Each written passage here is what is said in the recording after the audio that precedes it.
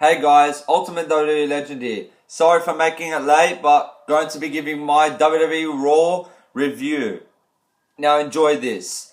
As we know, tonight's show basically started off with them showing us about last week, John Cena announcing the 3 stages of hell and how Triple H, how he's been out of action after his matches against Brock Lesnar and Curtis Axel.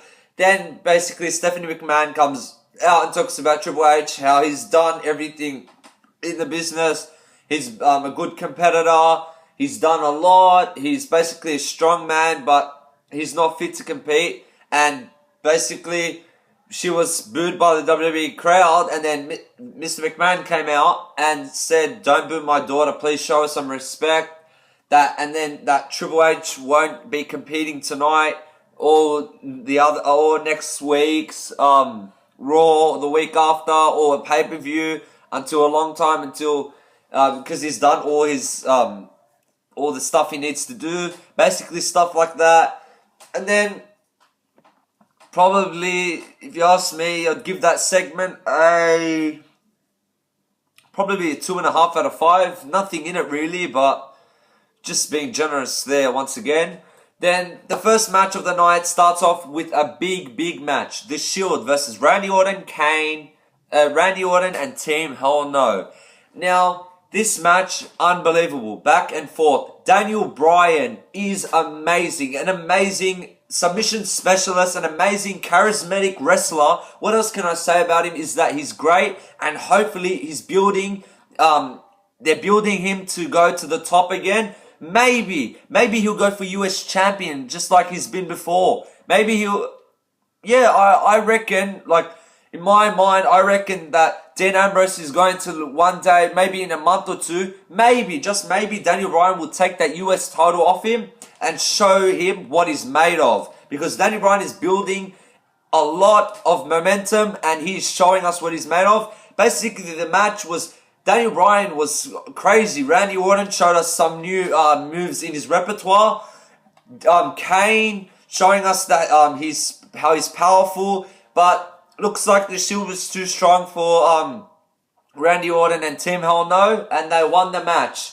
That match, to be honest, I'll give it 3.5 out of 5. I really liked it, to be honest, but what can I say? I would have liked if Daniel Bryan got picked up the win for his team, but as we know, the Shield is on a roll and they need to keep the momentum going. So, yeah.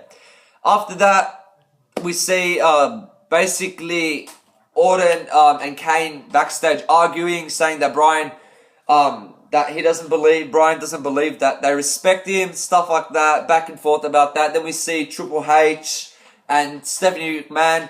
Triple H coming back and saying, "What do you mean I'm not having a match tonight?" Speaking to Vince McMahon, he's like, "I want to have a match when I want to have a match." Basically arguing with him, showing his power, showing telling off his father-in-law, showing him that he's boss, stuff like that. And yeah, that part was pretty good. Pretty good segments backstage. I'd probably give that around probably a 3 out of 5 because I enjoyed that part really because Triple H standing up to Vince McMahon, which not much people do. Like CM Punk did it, and he did it very well. So, yeah. Then the next match we see is the Usos versus the Primetime Players. The Usos building their way to the top, showing us what they're made of. Finally, maybe they are going to be the number 1 contenders for the title, for the tag team titles, and maybe, just maybe, they're going to win it. But doesn't seem like it's going to happen now, but it's their way. It's their building towards the WWE Tag Team titles and the momentum they need. So they won that match. I'll give that match 2.5 out of 5. Then the next match we see is Alberto Del Rio versus Big E Langston. Alberto Del Rio basically looked like Big E Langston was going to win the match, but Alberto Del Rio, with the momentum and the surprises that he gives us, he turned the match around and managed to win the match. So I'd give that this one's actually 2.5 out of 5 as well.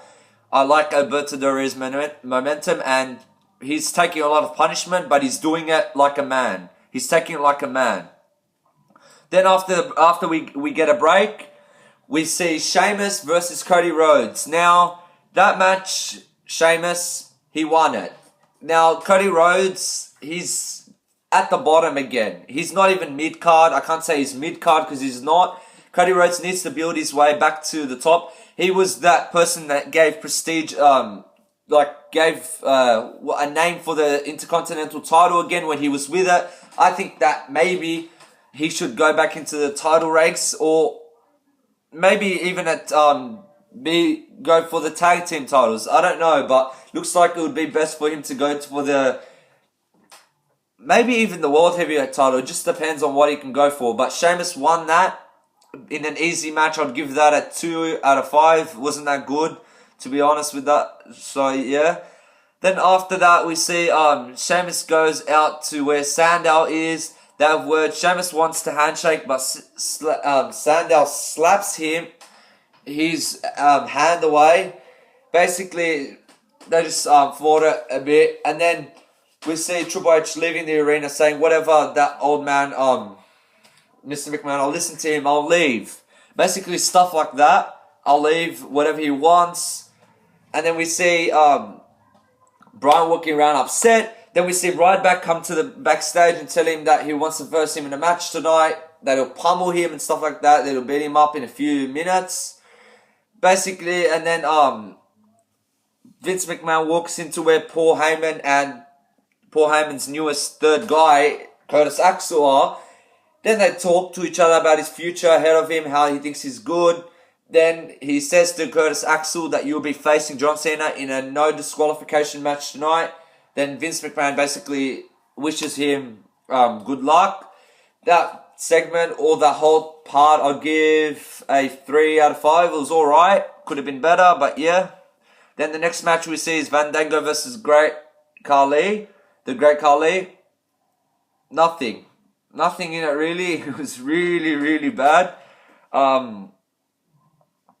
We see Khali strikes Fandango down. Then Khali mocks Fandango's dancing.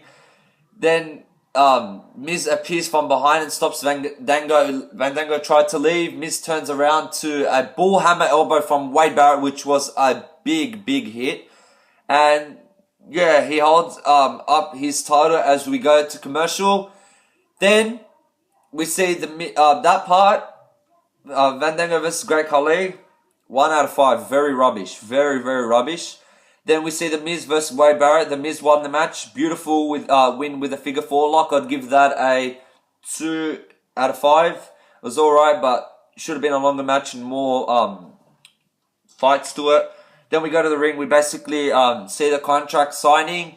It was okay. Basically, Chris Jericho putting it out there, telling him what he thinks about CM Punk, how he doesn't think good of him, and that he wants to change the days, like the place, because it's in Chicago. He says it's against the odds because Paul Heyman says it. Then they sign the contract, a little fiddle in there. Basically, I'd give that segment a 2.5 out of 5, just because Chris Jericho is where he belongs, and that is Raw is Jericho. Then the next match we see is the Bella Twins and AJ Lee versus Kaitlyn, Cameron, and Naomi.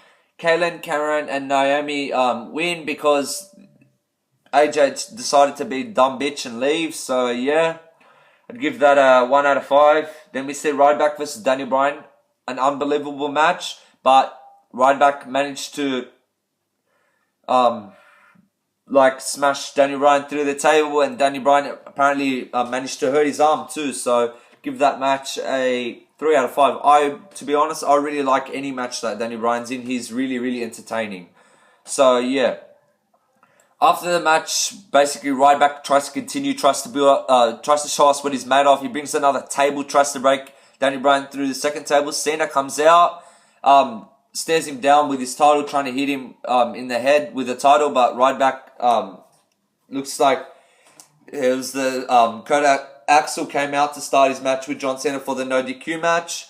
That match, no DQ match, the winner by countout was Kurt Axel.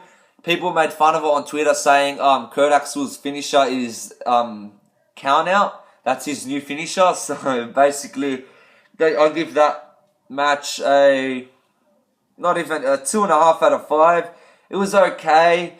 I'll give all of Raw 7 out of 10. It was It was decent, but guys, give me your comments and your opinions. What do you think about Raw? I know this was a long review, longer than usual, but yeah, anyway, give me your comments and your opinions. What do you think about Raw? What was your most highlighted moment? And what match did you like the most? And which superstar did the greatest on the night? Thank you for watching. Like and subscribe, and if you're new, don't forget to subscribe and check out my other videos. Thank you.